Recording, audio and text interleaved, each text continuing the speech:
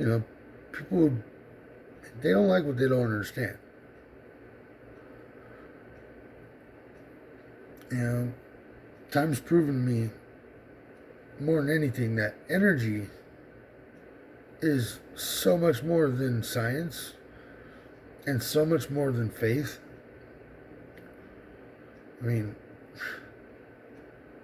not even the fact that I've had these experiences, but just the fact that I can look at a flame and a candle and I know there's energy being created right in front of me. I know I can blow out and create energy.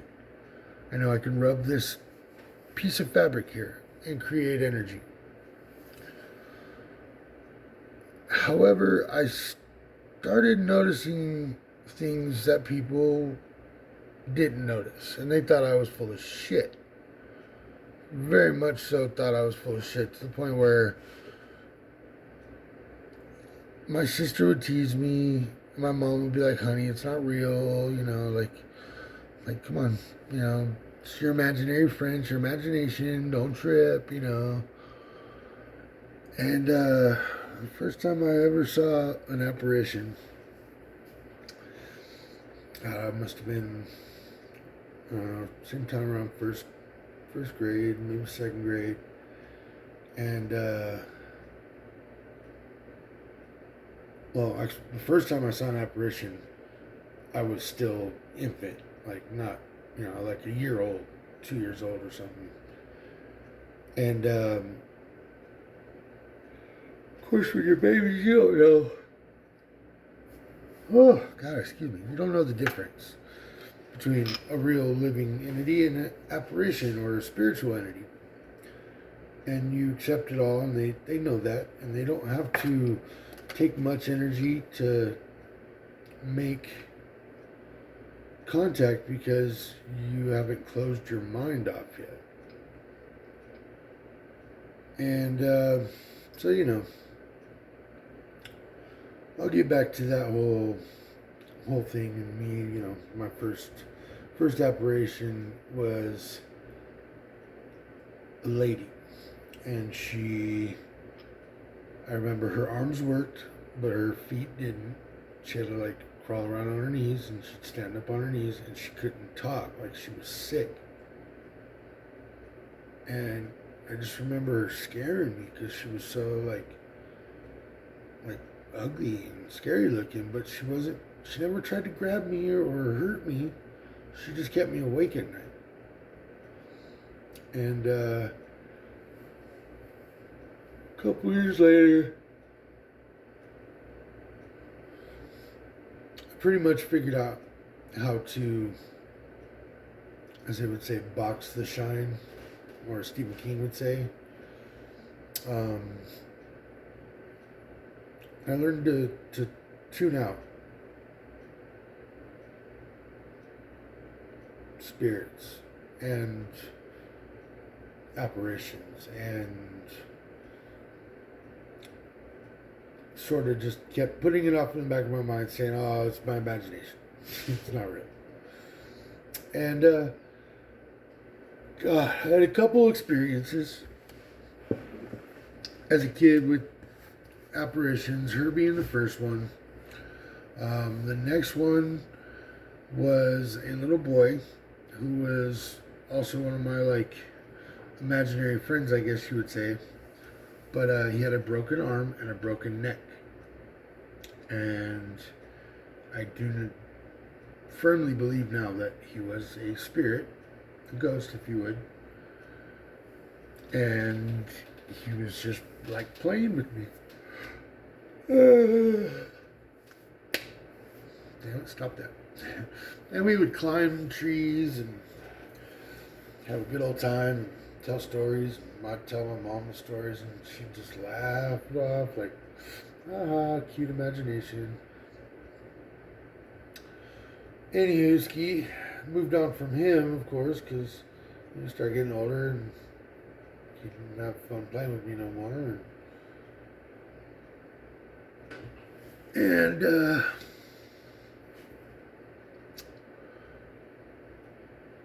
The next time was, I was a little bit older. I had a paper route at the time. 'Cause back in the day, people actually used to let their kids out of the house at got out for early morning hours to go deliver newspapers for money.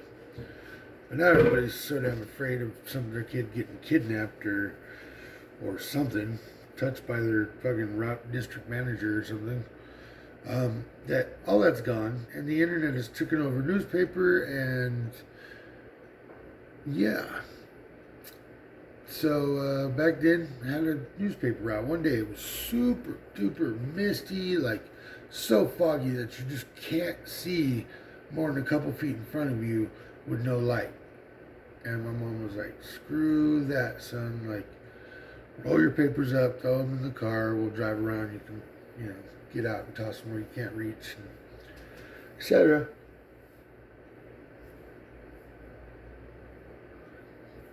And I saw a full-blown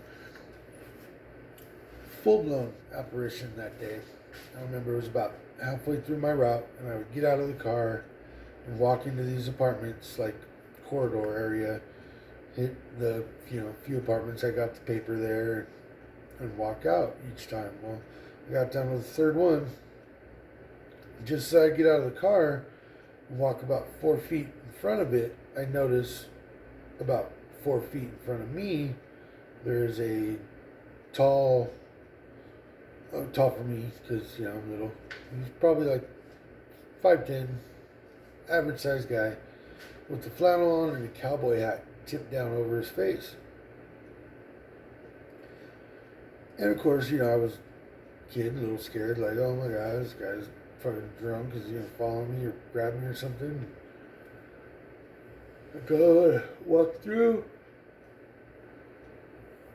drop my papers off, and as I'm walking past the guy back towards my mom's car, I get about 2 feet from the headlights, and I hear him say my name. And he had an Hispanic accent. And the only person I knew that age and that Hispanic was my buddy, his dad, his stepdad. And it definitely wasn't him. But he knew my first name, and he said it real slow and real kind of off, and it scared me to the point where I wanted to cry. And I ran back to the car, kind of in shock, didn't tell my mom or anything for years to come. Didn't tell nobody about that. But I think that's what really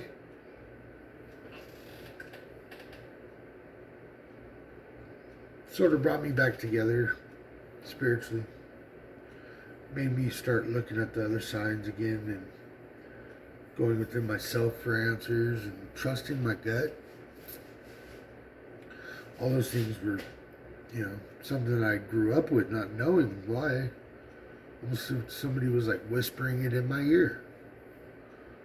Tell me when to get out of trouble, tell me when to, not say something or hide. But it was definitely my one of my scarier, frightening moments of the ghost experiences. Because my kids and my ex-wife were right there with me when it happened and I saw it.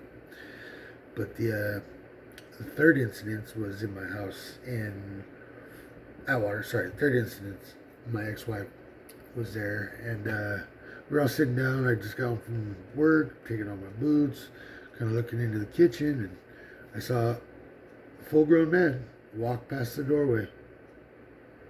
Never heard a single door or window open once. Everything was locked. I mean, cut rod behind the door. It wasn't going nowhere.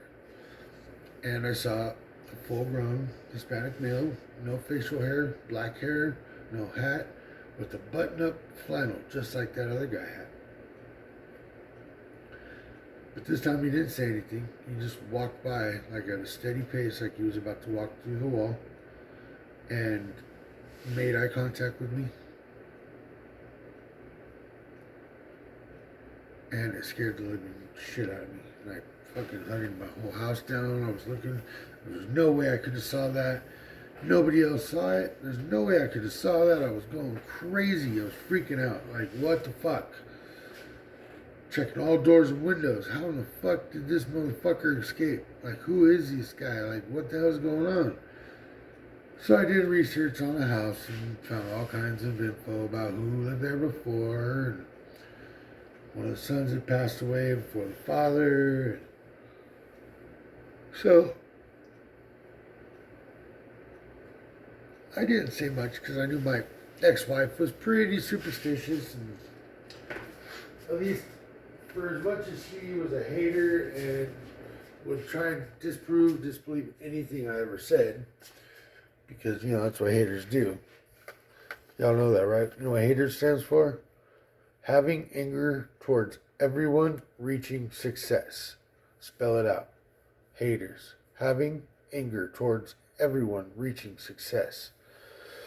And she fucking would do her damnedest to shut down my energy, you know, and just make me feel dumb. And sort of made me kind of pull within myself again and stop talking about it, until one day I met this lady named Jenny, and she was kind of known as Grandma Jenny, but she was a psychic and a tarot reader, which at the time I wasn't quite sure about, and definitely had very little beliefs in tarot.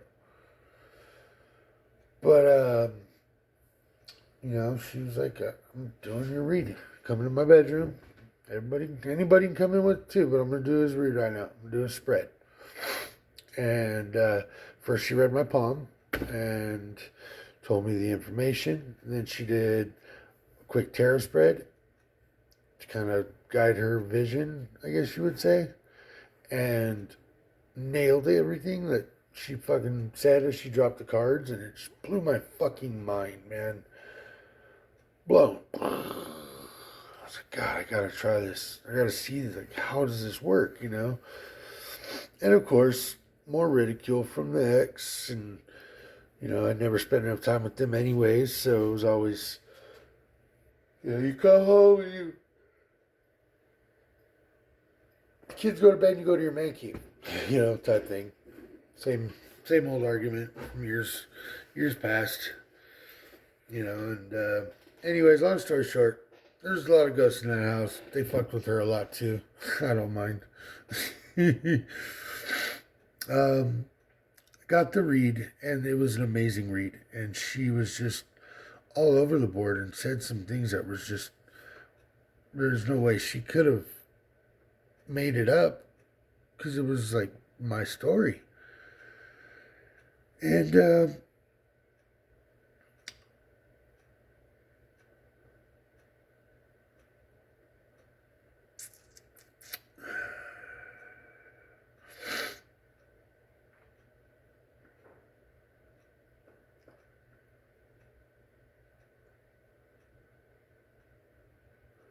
yeah, just the ridicule, man. Thinking about it, just how angry and hurtful people could be. But, you know, it made me feel shitty. And, you know, it was hard for me to share my feelings at first. And I started working it out, became a skater, and jock, and kind of traveled through the whole inner circle of school, of course, because I'm a Gemini. And made tons of friends before graduation. Sold a lot of friggin' hemp products, I guess you would say. And kind of, you know, I've been around. I went to France when I was in 4th grade for 3 months after my grandpa passed from my Pepe. And traveled around France. I got to, you know, explore and check out catacombs and God, you know, just see so much war stuff. It blew my mind. And yeah, And where should I go from here? So, anyways, went to France, saw some amazing shit, amazing cemeteries, met a kid, was able to play with this kid, conversate with this kid, and neither of us knew a lick of each other's language. It was, you know, like mind reading each other. It was kind of nice. So, I've been all around, and my ex wasn't very, she wasn't very supportive in any way. So, let's just say she would definitely ridicule me with disbelief. Again, made to feel shitty, man, when sharing my feelings, visions, or dreams, or even my obscure way of looking at things in like a sense of the unknown. It's like, whatever. Oh, where's that sound effect? I love it. Perfect. I got that for my kid because she said it all the time. I always got picked on for my strange way of looking at things and kind of my roundabout safe way of never telling anybody what I do see or notice or feel, including auras. I've been able to see auras since I was little. Like it was like a light bulb either went on or went off as they walked through a door. It's not necessarily a shade, a color. It was just that energy. I could tell when a new energy had come close to my battery, or my fucking magnet.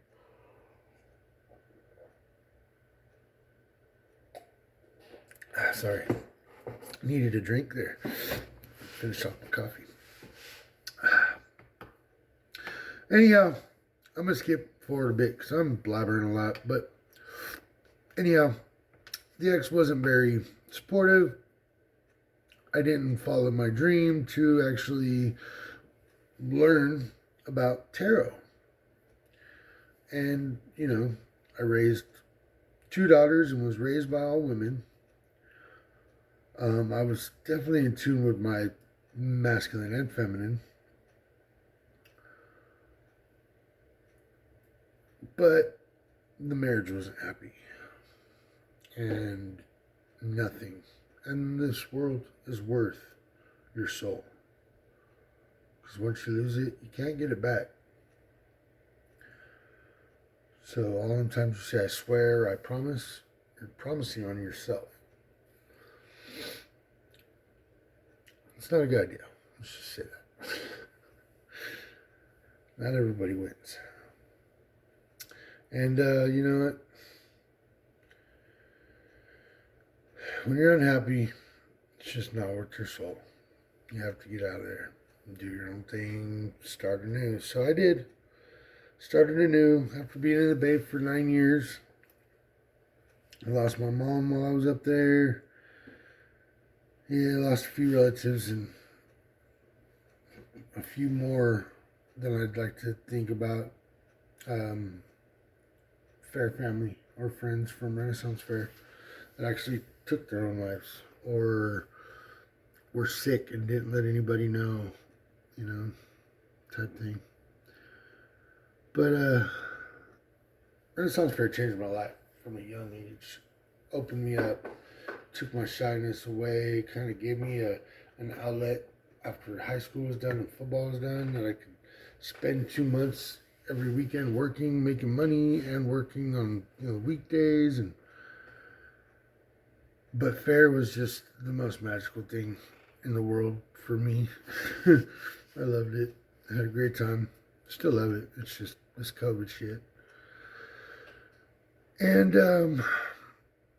after wanderlust in a bit, and traveling, and my kid grew up a little bit more, and her mom, of course, the guy she left me for, left her, that cycle goes, yada yada. Good riddance, bad rubbish, yada yada. Where am I going with this? Oh yeah, so I wanderlusted for a while until I got a call from my daughter saying that mom's leaving. I said, leaving where? She said, to Montana. She's in Montana from California. Not on my grave. Nope. You're almost done with high school and she's gonna move you now? Like, that's stupid. I moved back so you could go to high school. And of course, big fight, explosion. She's a Gemini. I don't know. Sorry, she's a Libra. But honestly, one of the most cold-hearted, like, cruel, evil persons I've ever crossed. She has done some wickedly fucked up things to me, and I'm sure a few others that I probably shouldn't talk about. Anyhow, moving on. Wanderlusted. Came back around 3 years ago when I got that call, and I said, no, baby girl, don't worry. Dad will be back. Give me 2 weeks. I was there in 3 days, I want to say. Securing a place, going along through the motions and getting her back. And sure enough, I had her back for quite some time. Mom jacked me a few times, but yeah, she's my pride and joy. So proud of her for graduating high school this year. Yeah. So, traveled and shared both my own mentality and stories and advice throughout the world. But I've also taken a buttload of advice and, free shoes that never fit. You never take free shoes that never fit. It's dumb. They just sit in your damn closet just like a skeleton. Throw them shits out. Get rid of them. Get to do shits. And so forth. I got a divorce with my ex. Hadn't gotten my daughter back. And you guys, people really don't believe in first loves or, like things were real when you're a kid. But I can truly say this one, my girl right now, she's definitely past life soulmate, like somebody I've lived with before, relived with, etc. And she supports me in every way I could fathom, and I love her dearly for it. She and I dated for a couple years, and she was still in high school, but we started dating when I was just barely 18, so her mom wasn't tripping. A couple years apart. Her mom really loved me, still loves me. She's an amazing one too. God bless Kim. Sorry, God bless you, Kim, Mama. I love you. And my lovely girlfriend is very much into tarot also. And strangely, I pushed her away after high school because I knew she was about to go to college and I wasn't. I was working for a concrete contractor and doing Renaissance Fair, which means I was going to be traveling a lot. And, for no reason at all. I know why. There was a reason. Because I was a teenager and I wanted to find out what sex was really all about. So I was like trying to have a lot of sex back then. And I lost her for 20 years. We'd talk here and there. She'd come visit me. Lost her, man. Like, she had a baby daddy living there and a baby and da-da-da. Well, we don't get to choose our karmics. We don't get to choose our soulmates. We don't get to choose who we love. We don't get to choose the way Spirit tells you to shut up and get on with it. So,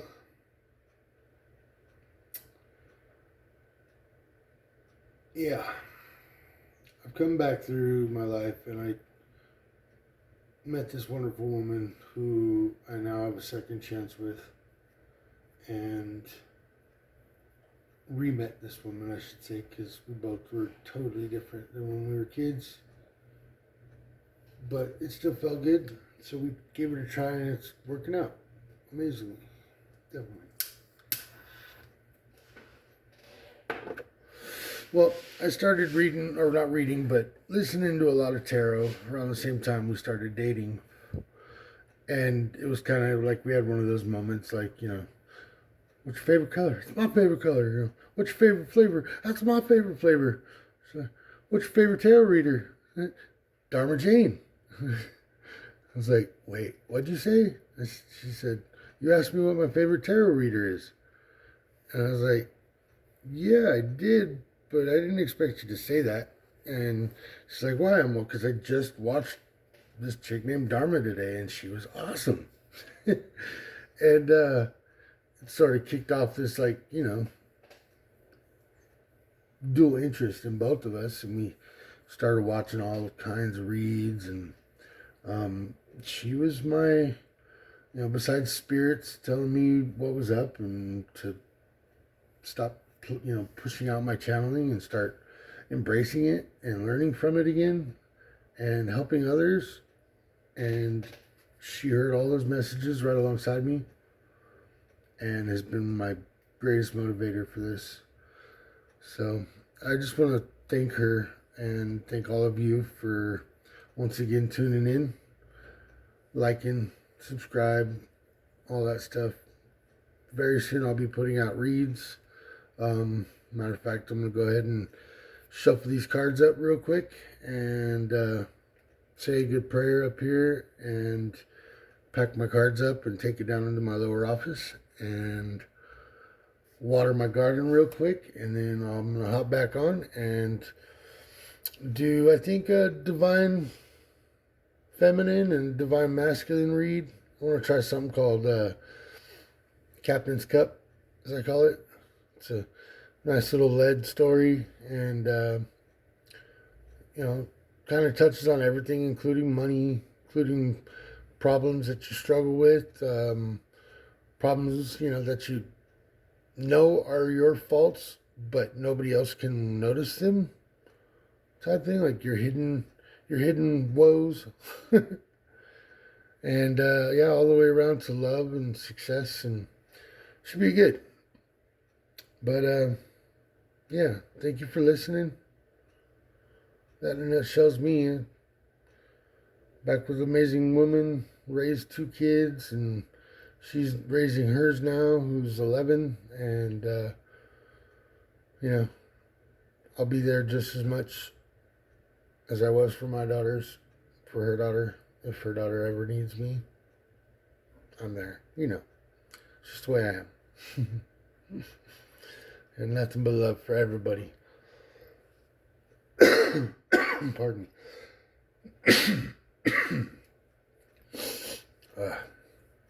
It's not the COVID, I promise. Just a smoker.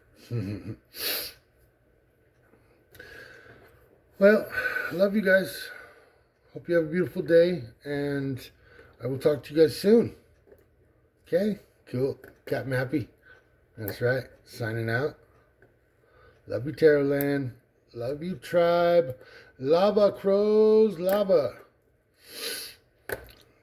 Shout out to all my other internet empaths and internet readers. I love you guys. Keep up the work. Keep up the messages. Thank you for helping me get my friggin' guts up and my heart in the right place. Help me heal.